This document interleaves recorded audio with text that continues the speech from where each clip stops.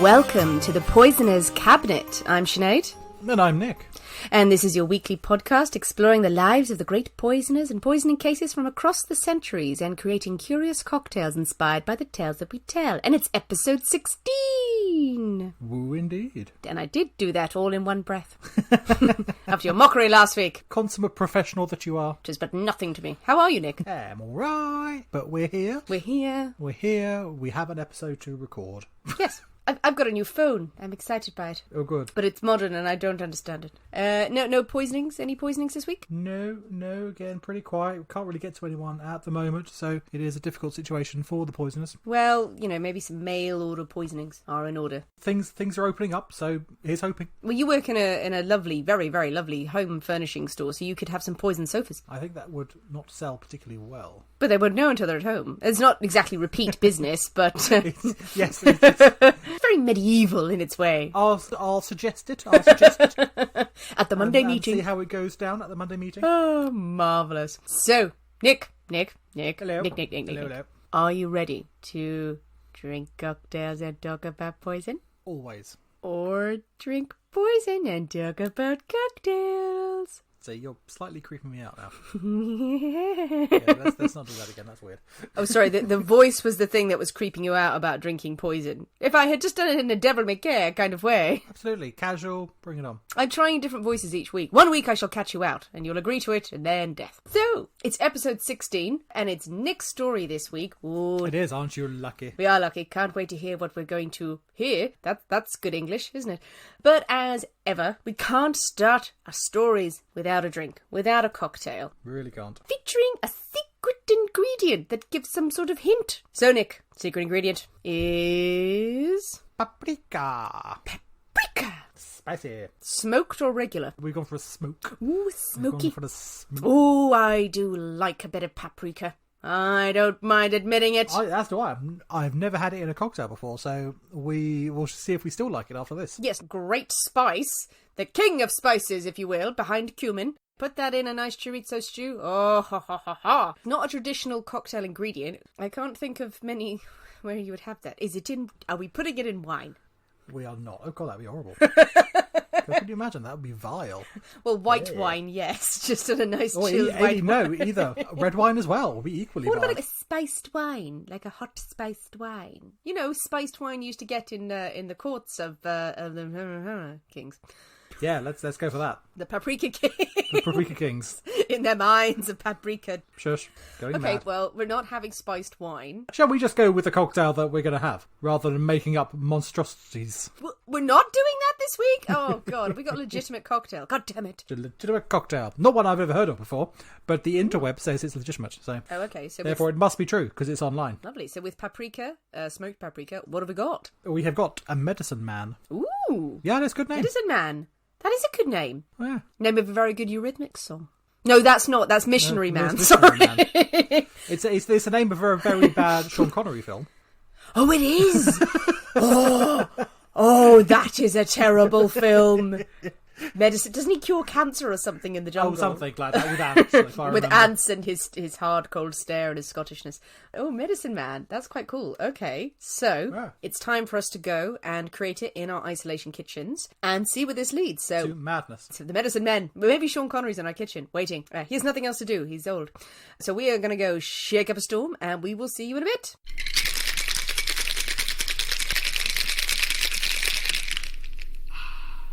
And we're back. Hello. So, Nick, we have a cocktail on the rocks this week. It's rare that we have one it's a bit on the different. rocks. Yeah, in a rocks glass. Is it a rocks glass? Is that different from an old-fashioned glass? No, it's all the same. Tumbler, rocks glass, all the same. I haven't tried it yet. I'm slightly hesitant about the sort of granular paprika that it's sort of leaving in the glass. I'm hoping to be pleasantly surprised by this. So what have we got in here? We've got rum. Nice. We have got lemon juice. We've got maple syrup. Ooh. We've got paprika. We have got sage. Ooh. And orange bitters. And tell me, where did this sage come from? I found it in a shop. No, you didn't. I delivered you some sage fresh today. Left it on your doorstep. Sage from my garden has peppered this drink. Let's give it a go. The Medicine Man. Let's give it a go. Will it cure all ills? I really like that. That's actually really good. It's really nice. Oh, that is right up my street. Whoa. Oh, it's got a bit of heat to it, that. It's like a twist on a spicy margarita. It really is. I can see why that's the hot smoked paprika, because that's really got a bit of kick to it. How much paprika did you put in? That is surprisingly good. I had high hopes for this when you first said it, actually, because anything with a bit of spice, a bit of chilli in a cocktail, I am there for it. I'm very surprised by that. I mean, to be honest, from my point of view, I would have the one, because that is a bit overly warm for my tastes. It's warm rather than sharp. It's earthy, with the sage in there as well. It's like margarita's autumnal cousin. That is ticking all the boxes. Heat, sweet but not too sweet. Got a kick of citrus in there. Bit of rum over ice. Longish drink. Yes. That's brilliant. Medicine Man. That's good. A resounding success. The recipe for the Medicine Man will be on social media later. We encourage you to try it and share your pictures of them. Tell us, have you ever had a Medicine Man before? The drink, not that, well, tell us anyway. Whatever happens, happens. So with our drinks firmly in hand, Nick. Hello. You're going to take us on a journey. Oh, an exciting journey. A terrifying journey. Okay. So today we have the tale, The Angel Makers of Nagyrev. So it's a tale you may have heard of. It has spawned many books, films, documentary films. Yes. All sorts have been out about it. Now I'm going to put a slight disclaimer on this one. Okay. Because my pronunciation of Hungarian names and places is going to be dreadful. So I'm going to apologise now. And if I inadvertently go into any random terrible accents, again, I apologise now. No offence was meant there. Just if in doubt, say it in your fantastic French accent, and it will be fine. It's an option. This could end up being a pan-European adventure by the end of it. Anyway, our story starts in the village of Nagyrev in Hungary with Julia Fazekas. Good name. A good name. Probably, again, pronounced nothing like that, but that's what we're going with. In 1911, Julia was a middle-aged housewife with a fairly obscure background. We don't know where she came from, exactly when she was born, and we don't know anything about her husband. It is assumed that he was a farmer, but he had disappeared by the time that she arrives in the village of Nagyrev. So she wasn't born there, she turns up on one misty day. She turns up there, sort of middle-aged, so probably at that point, middle-aged being 30s. No one knows where she's come from. No one knows what's happened to her husband. Who can say? Mysterious. Very spooky. And Nagyrev is a village in Hungary, so we're not talking cosmopolitan sort of. Indeed not at all. So Nagyrev is a small farming village. We're looking about 60 miles outside of Budapest. So incredibly remote, very rural, but it was much like any other farming village that dotted the plains around the capital. It was small, obscure and poor. There was a pub and a large church and a few mud-lined streets with single-storey cottages. And we're in Hungary. See, I wondered if you were going to get that. Oh, it's just twig. Paprika! That's the spice of Hungary. I don't think it's called that, but it's... I don't think it is, but it's what springs to mind with Hungarian food. Oh, that's brilliant. Oh, we could have had goulash. Right, well, next time we'll do a cocktail and a meal. From our we need to start doing that, because I have not had dinner and I'm really hungry.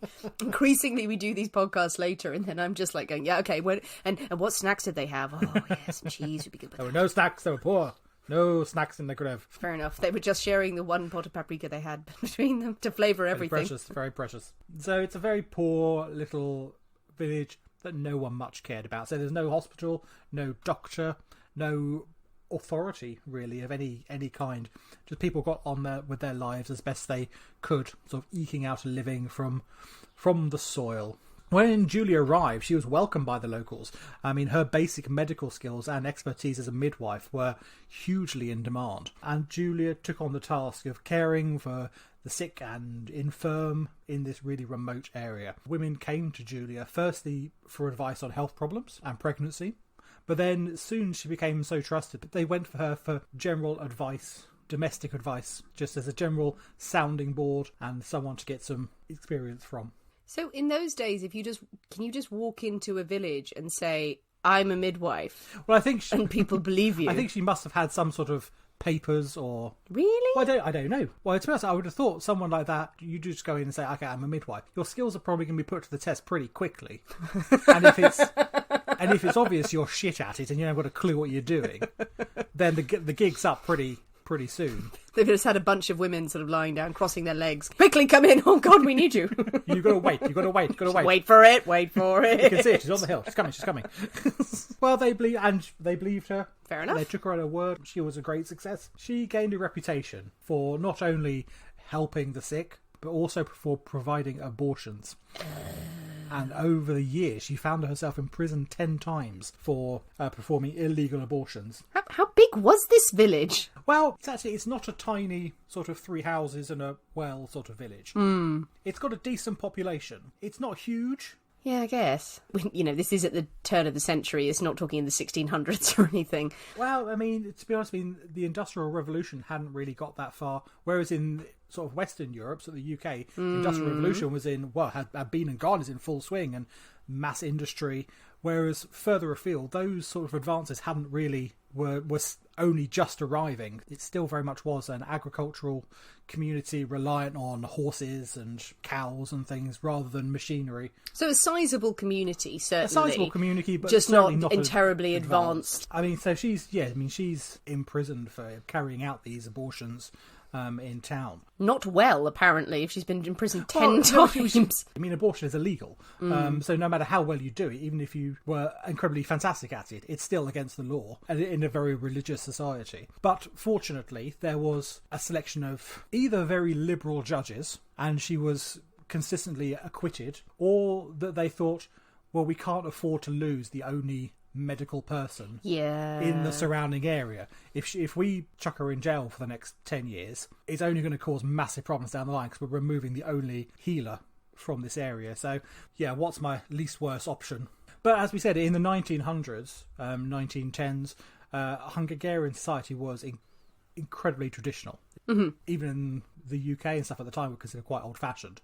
Parents selected husbands for teenage daughters. The women had no say at all in who they married.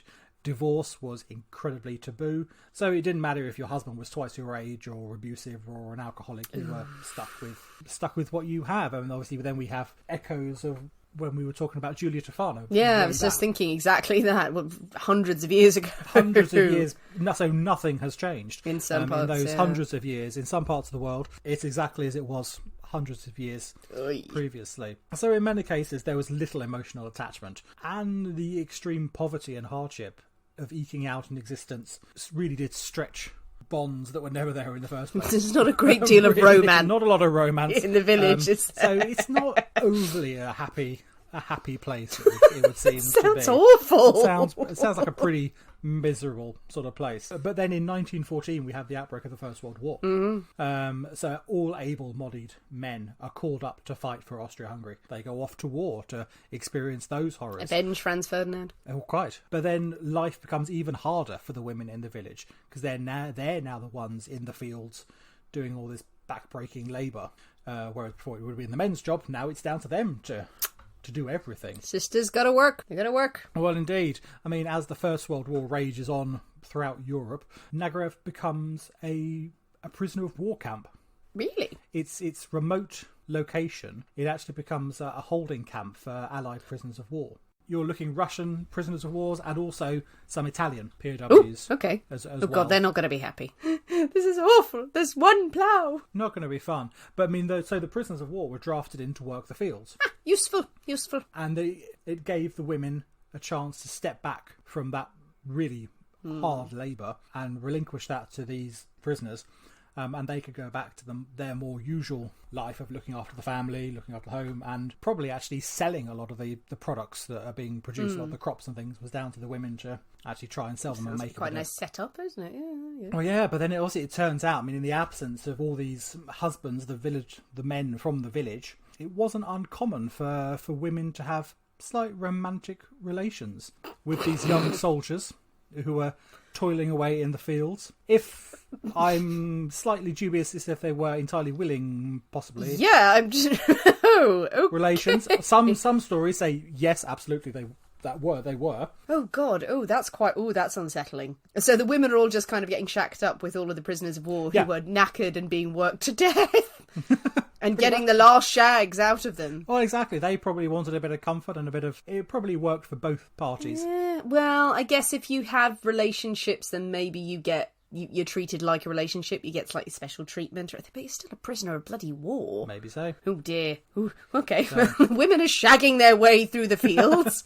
Ooh, they're mercenary bitches.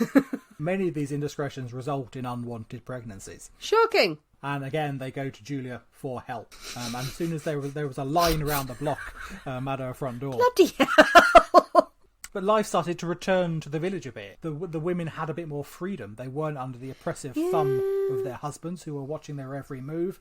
They were learning to live their lives without this oppression, without these abusive relationships. They could get on with what they want to do. And if they had a bit of a dalliance on the side, yeah, okay, fine, why not? But I've got my independence. They were perfectly capable of looking after themselves and running their own affairs. If you've grown up in that environment of just being farmed off to whatever elderly man needs a wife, needs to tend to his house, you're not going to be in a relationship filled with love or happy or happiness or comfort. And then suddenly you can run the shop, you can run your own life, and there's some young men working the fields who maybe fancy a bit of teach them the ways of love. That's a very romanticised view of it, I'm sorry. It is a very romanticised view of it, absolutely. But that's what we'll go with at the moment, because the alternative is unbelievable. Okay, let's go along that lines. We will come back to this, I'm sure. But then these things don't last. The war comes to an end. Hooray! And the men of the village, those who have survived, start coming back. Yay! The prisoners of war are gone. They've been returned. They've been liberated or just returned to their original country. Return to sender. Return to sender. Send these Russian people back. But the men come back, and it's going to be a less than joyous reunion in many occasions. Sometimes it was. Sometimes there was truly a heartfelt connection between people. A lot of the times there wasn't. But also, the men come back, they're traumatised. They come back injured. They come back with what we now know as PTSD and things. And it's obviously they've been through this most horrendous experience. And many of them just sort of expected the wives to return to exactly how it would have been before they left, to tend to their every need and do what they're told. But obviously the wives have had 4 years of relative freedom on this. So it's a conflict that's going to erupt sooner or later. And it begins slowly. So one night, Julia is tucked up in bed, and there's a loud banging at her front door. I mean, she was the only healer and midwife around, so she was relatively used to being woken up at night. Emergencies happened, so this wasn't an uncommon thing. But when she goes to the door, wrapped there in her little threadbare shawl is one of the village women, Mrs Fazekas. She's standing there in the doorway. Her husband had been drinking again, railing at her in this drunken fury, and when the fists come out, she flees to Julia's house. So apologies, this has not got a happy start to this story. I'm sad. But inside the house, Julia sits down, Miss Fazekas down, tends to her, and she lights the stove and contents herself to pottering around with this cauldron she's got on the boil. Soon the contents rise to a boil, and she skims off some liquid, pours it into a vial and puts it on the table. Julia turns her back, just tends to the stove, and she hears the front door close. Mrs Fazekas and the vial are gone. 2 days later, there is a funeral at the Fazekas house. Rumour has it that Mr Fazekas has died of a heart attack. Mr Fazekas. Mr Fazekas has died of a heart attack. Okay. And Julia watches the funeral from the porch of her home. And as the procession goes out of the village, she goes back inside and gets another pot on the boil. Ooh, chilling. Ooh. So Julia's inside stirring her cauldron, and words unpassed, and the woman disappears into the night with a vial of something bubbling. Something bubbling. Then her husband is dead 2 days later. So tell me that she wasn't just making some spiced wine with paprika and got a bit pissed and then went home and just clubbed her husband to death. She was most certainly making something more potent than that. In a cauldron. Was it really a cauldron? Well, they say large pot. I got carried away and that's a cauldron. Cauldron. Let's go with cauldron. It was a cauldron. She had cats and a broomstick, and it was filled with frogs. But I mean, she knew that the word would spread, and she was right. One by one, women of the village turn up to Julia, pour out their discontent and their woes and the horrors that they're going through with violent and drunken husbands. Why put up with them? Julia asks. I have a solution, and Julia's solution is arsenic. Arsenic alarm. I mean, some of the accounts I've read have her actually stooped over a great cauldron, sort of stirring all manner of unnamed things sort of into this bubbling pot. The truth was there was a big pot, but she was using it to stew flypaper. Flypaper. So flypaper at the time. Simply strips of paper covered in glue and arsenic. Foolproof. Put it in your house. No problem. No issues will arise from that whatsoever. It'll kill flies and everything else it touches. Yeah, but don't lick it. No, but if it's got flies on it, no. Well, no one's... Well, I suppose that's the USP of it. You know, it's like, okay, let's put it... I better lick it to make sure it's extra sticky and delicious for the flies. But it's quite a cunning plan. She's not finding a chemist and buying a bottle of arsenic. True. With a big skull and crossbones on, which is sitting on her shelf in her kitchen. And she's not been to a chemist at all. So there's no... Yeah, there wouldn't be any access record to it, of her buying the stuff she's ordering from general traders and grocers. In a it's just farming flypaper. community, flies big problem. Yes, you would have flypaper. And oh my god, she has a source of poison right there on the paper. No, I have heard of this. I think a few people will be like, yes, arsenic on flypaper. But this is intriguing. So she's just soaking this flypaper in a big vat of water, and the arsenic would dissolve and then into the liquid, creating a really deadly concoction. Like a residue, and she just skims it off the top, much like you would a soup. I don't know if it's that. It's literally the liquid, because it's just the arsenic is just dissolved into the water. Oh, well, yeah, I suppose, yeah. So it is, and the flies are an added bonus. It's just a poison. I think it was probably unused flypaper. Aww. I don't think it was after the flies had... Well, unless you wanted to really stick it to your husband and just, here's some poison and some flies. And some flies too. Because you're a piece of dead meat. I mean, the price of a bottle varied from person to person. She sold at whatever price the buyer could afford to pay. That's reasonable. So it was poison for all. The greater so it good. didn't matter if you were rich or poor, or how much money you had, you could afford it if you needed it. I mean, soon men from around the village began to drop dead. I mean, the death rate is so high that there are whispers of witchcraft and evil spirits in the surrounding village. At one point, there are as many as 50 women poisoning husbands. 50 women? 50 women. So it's not a small village, it's a sizable place. Again, I'm thinking like 50 women in a small village and people are going, witchcraft! Witchcraft immediately! It's witchcraft, spreads. There's no foul play. It starts to spread, and these women actually call themselves the angel makers. This is not a name that's been tacked on afterwards. But Angel Makers was also a name for abortionists as well. This is true. But this is the name that they gave to themselves. But in the early days of this, they had very strict rules amongst themselves. Only married women could be invited into the group. They were unable. Well, if you don't have a husband, it's pointless, isn't it? Well, they were unable to help single women who poison lovers. That was out of the question. They wouldn't help husbands get rid of trouble, even if the wife was an absolute nightmare. They're not going to help your husband. It was forbidden poison women or children. Only the men. Only the men. And those with no need of husband-killing services, so spinsters, or women in happy marriages, were not to be told about this syndicate. Oh, not to be told about it, because I was wondering if the happy marriage women came up and just go, I just want to bring some excitement into our bedroom. No, they just weren't involved at all. It's a nice rigid system, isn't it? It is, absolutely. It does stop you just getting frivolous and just go, I can't be bothered to date this person anymore. Again, because I suppose in the time, it's not like you can date people and if you meet someone, you're kind of stuck with them. So until the deed is done, then you can kill him. Yeah, exactly. Bloody hell. As soon as you sign on that dotted line, do what you like. So it's a proper syndicate that's going around. Yeah, it's a proper... and that these women are all part of. Yes, absolutely. Angel makers, and they have jackets, I'm sure there's a little jacket with a logo on or something, or they've all got a tattoo. They have a secret handshake, and shake hands, and then mime dying from poison, and then no one will know. I mean, to avoid suspicion, because the death rate was comparatively high, but to avoid suspicion, Julia roped in an accomplice to help her sort of run things. A young woman called Susanna Ola. Susanna was one of Julia's previous customers, having poisoned her much older husband when she was only 18. She had been married off to a much older man. Yeah, she had made use of Julia's services to do away with him. And in fact, she went on to kill a second husband later down the line. She got remarried and decided, no, he's no good either. Or he was a bastard, we don't know. But she ended up using this lovely flypaper liquid to get rid of a second husband. Probably, again, her family are going, oh, well, your husband's dead. Don't worry, we've got another husband for you. Off we go. Don't worry, he's nice. He's 90. Exactly. I mean, Susanna's son-in-law acted as the village coroner, as and when one is required.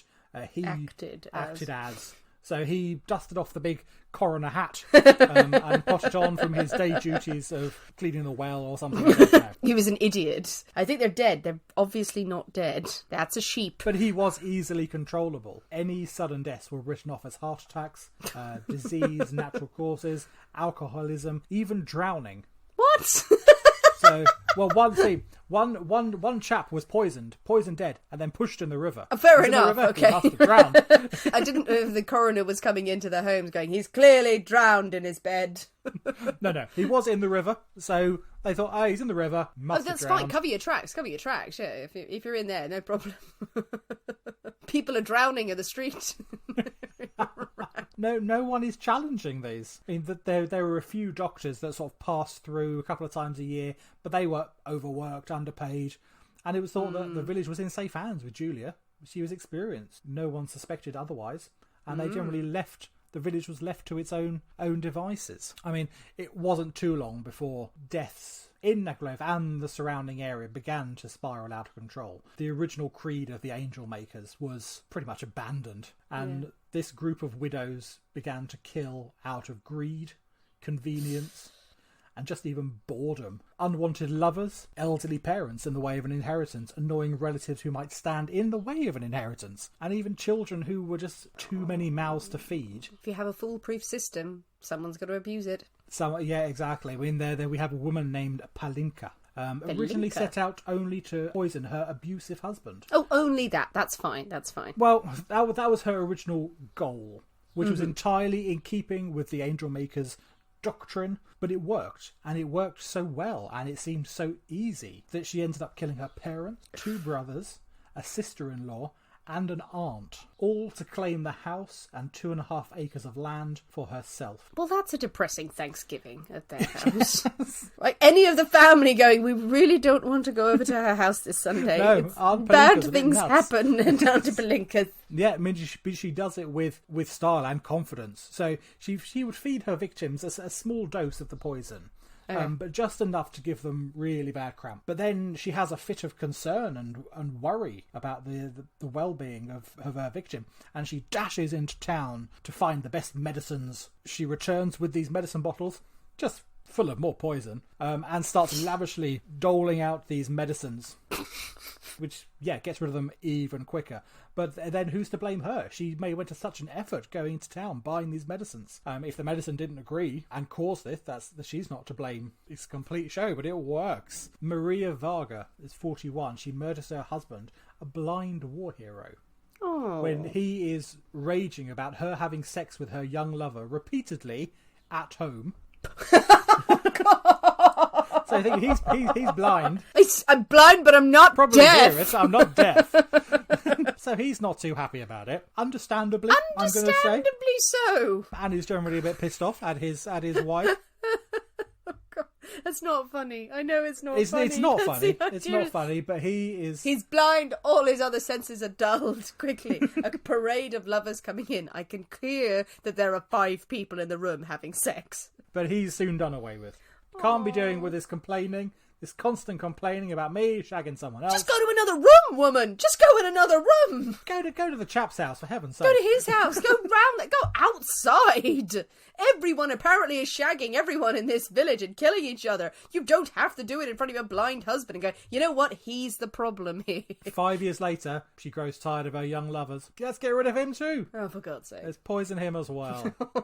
What started out with, I'm going to say good intentions is not perhaps the right word. Definitely good intentions for women who are being abused. They thought they had legitimate reasons. Just has obviously gone into, I want more stuff. I want to shag who I want to shag. Yeah, it just shows all the psychopaths who are in that area. And no one's stopping them, so... I mean, we have another one. We have Balint Kodazes. I mean, she was sort of second in command of the angel makers of this group. She put on the wings. But she poisoned her own children when they proved too much to feed. Oh, fuck off. 2 others, we have Rosalie Sebastian and Rosa Heuber. murdered their husbands because the men bored them. There's a lot of people in lockdown who would be going, right now. Don't. I mean, obviously don't. Just give it a week and then they'll be fine and you won't be bored of them anymore. I should kill you because you were boring. Oh, God. It's not good. That's oh, I mean, the sudden deaths are growing at an alarming rate, and they're spreading into the neighbouring villages and towns. By 1929, Nagyrev was known as the Murder District, which is a great name. I'm not surprised.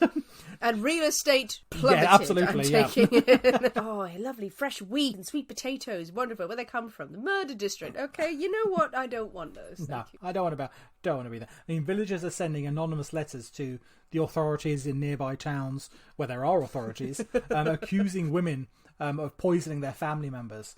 And suspicions are growing, but all the death certificates clearly say natural causes or causes that are entirely explainable. They've got these legitimate documents signed by a coroner saying, no, this man had a heart attack, he had whatever disease, he died by drowning. Policeman's sitting there at his desk looking at these going, no, drowning, heart attacks. Yeah, there's nothing wrong with these 1,000 death certificates that have arrived in the last week, delivered by a coroner who's wearing a bucket on his head. I mean, visiting detectives found the local populace were actually terrified by what they thought was the sinister powers of Julia. A local clergyman tells detectives the superstitious peasants are terrified of her. They believe she has supernatural powers, and as her official capacity as nurse and midwife gives her access to every family, she dominates the entire district. These villages, gentlemen, are utterly dominated by women, and all the men are afraid for their lives.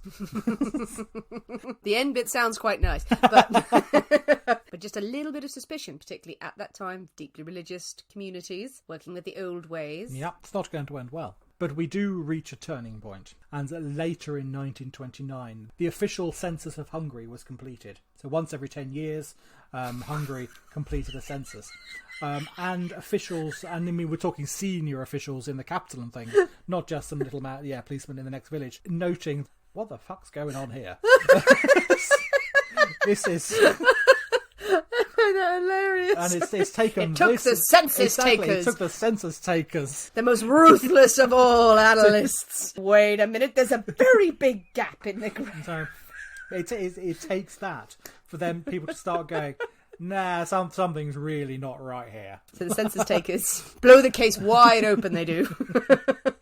So a major investigation is started. And as we have discovered in previous cases with Julia Tofana and with the Poisoners Ring in Philadelphia, these groups they're only as strong as the weakest member. And one woman, and Mrs Sabo, confesses to poisoning her husband and her brother. And she points the finger squarely at Julia. She is the leader. She told me what to do. She provided me with this liquid. Julia is brought in for questioning, but admits nothing. Is absolutely committed to her declarations of innocence. And then we have a twist. Mrs Sabo retracts her confession, claiming that the police had forced her into making this false statement. Had Julia gotten to her then? We don't know. Do we think? Julia, this time Julia is still in police custody, so if there was any... Maybe she's afraid, or maybe someone else has gotten to her saying, well, Julia will put the hex on you, maybe or... legitimately was police... Coerced her. Yeah, coercion. But I mean, whatever happened, however that statement is retracted, it is, and they are forced to let Julia go. Bloody but unbeknown to Julia, the police have her under surveillance. They have a man in a big hat and a false moustache following her. They have a goat. They have a goat. They have a man dressed as a goat, and it works incredibly well. I mean, although Julia is undoubtedly pleased at her release, she is shaken. She is unnerved by what she's been through. And she starts to visit her fellow widows to warn them. The gig might be up, but also don't say anything. Keep your mouth shut. But they say we have this detective disguised as a goat following her. And a few hours later, police are knocking at those same houses and taking those women in for questioning. Meanwhile, this is going on. We have one of the members, Balinit Cordoza, who we met earlier from killing her children. She takes a trip to Budapest, the capital of Hungary, to visit a chemist, and she quizzes him on the properties of arsenic. Mainly, can it be found in bodies after death? Never a good thing to say to a chemist. Well, I'm sure she probably didn't go open the door and go, can you find arsenic in dead people, and then shut the door again. I'm sure she was probably Well, more subtle. she preambled in that. How are you? How are you doing? The weather's been lovely. Could I have this packet of this lovely rose soap and this disinfectant? Also, can arsenic be found in dead people? I'm sure that's exactly how it went, but she didn't like the answer. Julia Yes. and all were convinced that it was completely undetectable. A common problem with the poisoners. They think that it's not detectable. But this new science Science. is being developed, and yes, it can be. With the proper tests and the proper skills, arsenic can be detected long after death. And she's terrified, she's horrified. She runs back to Nagyrev. From Budapest. She runs. With this terrible news, Julia is appalled. The cemetery is full of arsenic-sodden bodies. They're going to be proof of their crimes. Yeah. But they swiftly form a cunning plan. Fire! A truly excellent plan. Tell me it's not fire. It's not fire. It's not fire. It's Burn the graveyard! that night. 13 of the angel makers gather in the cemetery. Okay. By the light of the moon. By the light of the moon. By the light of the moon, they plan to shuffle the headstones round. What? The poisoned men take their headstones, put them onto the graves of normally dead people, and Right. swap the headstones. So when the police come to exhume bodies, they exhume the wrong bodies. I think you can tell when a headstone's been moved. They're not Well- light. Headstones knocked over everywhere, grass mark dragging the headstone from one grave to They another. might have had a crane or something. A crane. Okay, in pre-industrial revolution, Nagyrev, they've got a crane. Maybe. A bird that is helping them. Yes, exactly. So there's that is brilliant though. That is in there swapping their headstones around. Swapping Oh. and they're halfway through swapping headstone around, and the police pounce Okay, well you caught red-handed there, are with you? these. Yeah, so with the gravestone go, ooh, You can't explain that away easily. but the widows scatter into the darkness. But the police go, "What's going on here? Something's awry." So they decide, Oh god, you gotta love the police. we can't leave it. They start to exhume that very night. They start to exhume all these bodies. The cemetery becomes a morgue. They bring in doctors from all over the place to carry out these tests on these bodies. They exhume 50 bodies, and 46 of them are found to contain arsenic. They didn't rearrange the headstones well. Then. They didn't. I stick by my story. They did 4. They were interrupted. So perhaps those 4, they're the ones they swapped over. Those four were absolutely fine. They're sitting there just like brushing their hands up. Well done, girls. Those 4 not going to get us on those. The other 46, we may have a problem. Did not have the time to do the rest of them. 46 men. What's more is that within the graves and the coffins, they actually have the bottles of poison, and cakes and bread and things that were laced. As an offering, No, I don't think so. I think it was a way of getting rid of the evidence that was in the house. Okay. These men who had died would be no doubt in the house in a sort of opened casket type affair, and then the women would use this opportunity to get rid of any evidence they had in the house, any leftover poison. They put in the coffin. Because you do leave treats and you leave little favours and everything for the dead in the coffin. Well, I don't think it was that. I think it was literally get rid of the evidence. But as a reason for why you're putting a cake in maybe so. with your dead husband. Maybe so. You know, I don't think he's going to eat it. No, he loves a nibble. So the police find all these things absolutely laden with poison, and they think, well, there's only one place this stuff could have come from. It was like when the caskets are open in the home, Or at least other villages. You know, it's clear that there is a there's ring of murderers something around. going You know, on. With all this evidence, over 100 women are arrested. bloody hell. Julia herself takes her own life before the police can get to her. No, really? Yep. Bloody hell. So it's a village. She can see women from her kitchen or her garden. She can see women being dragged out of their houses as the police are coming up the street, and she thinks they're not going to get me. She takes a massive dose of her own poison, and Really? as the police get to her home, they find her dead on the floor among pots of stewing flypaper, Wow. and she's dead in her own home. Grim poetic justice. There it is. I mean, all these other women are taken away and locked up. Balint Kordaza, I've pronounced her name many different ways over this. I know, because every time you've said it, I'm going, who's that again?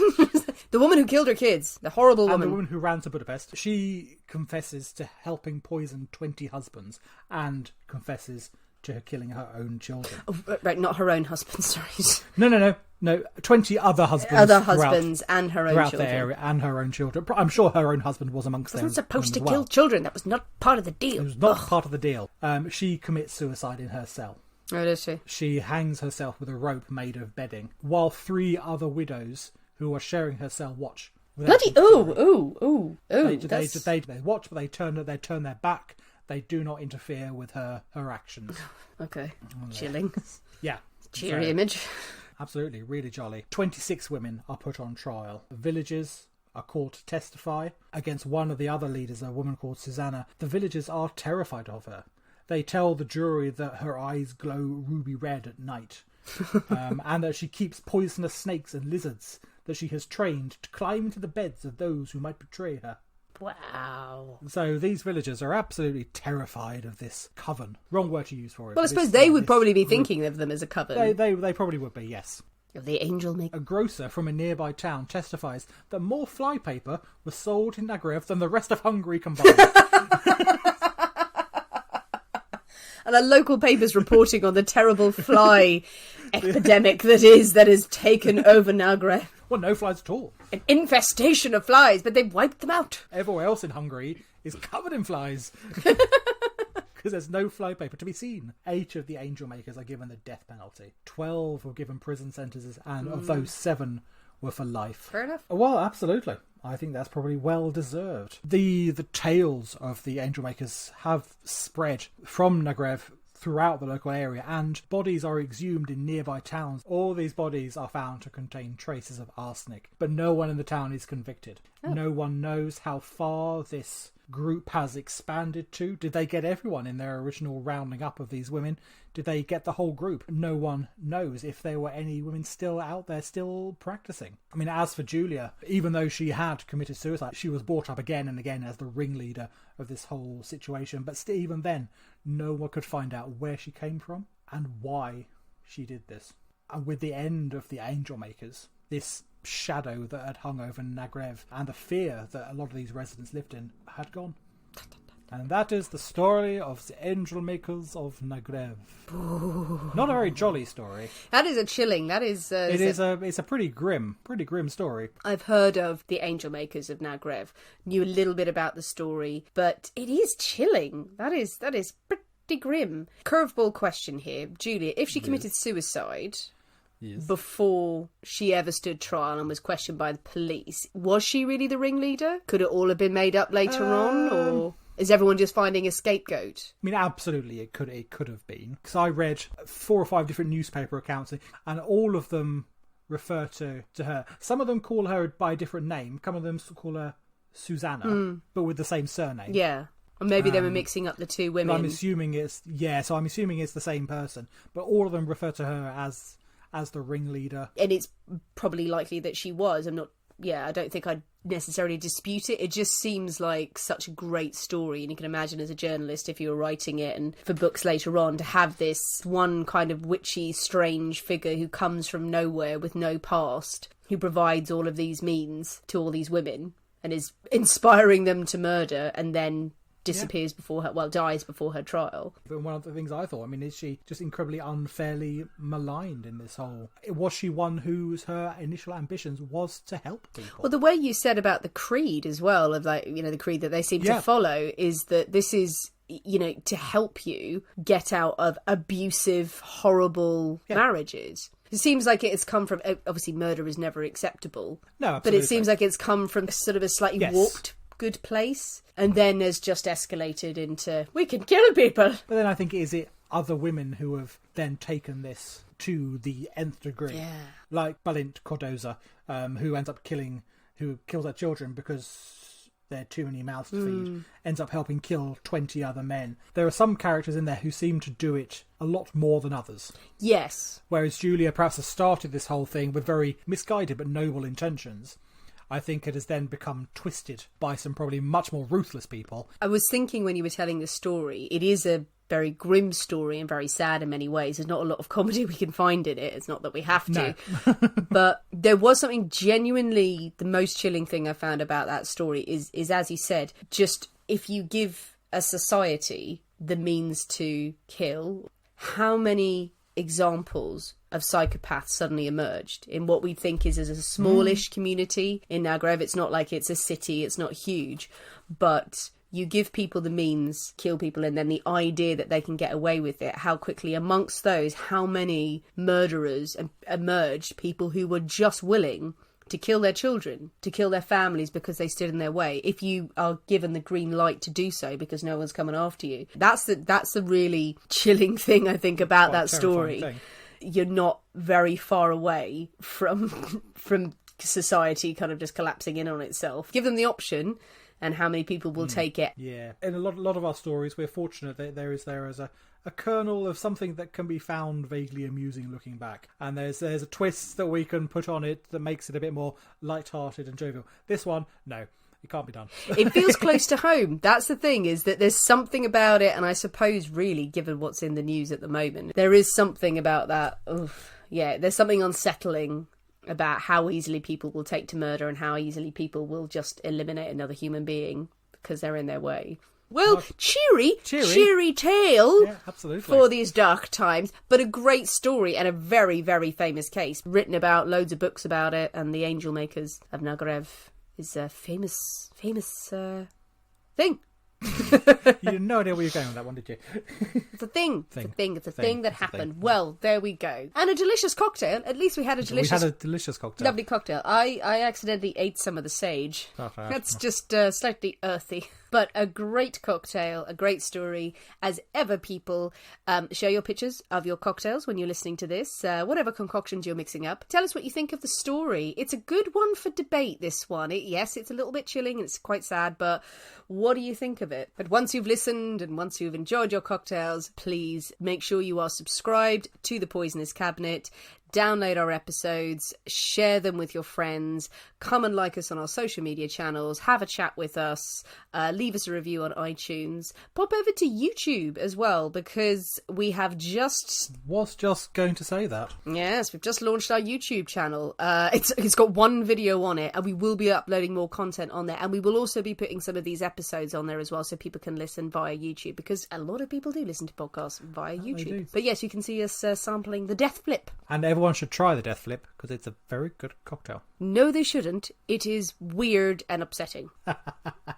So I'll have the Death Flip, and you can have the Medicine Man. Death Flip meets the Medicine Man. Oh, one will help the other. Yay! Have a great week, people. We will see you next Friday. We have been the people inside the Poisonous Cabinet. And remember, your loved ones are definitely trying to kill you. Bye.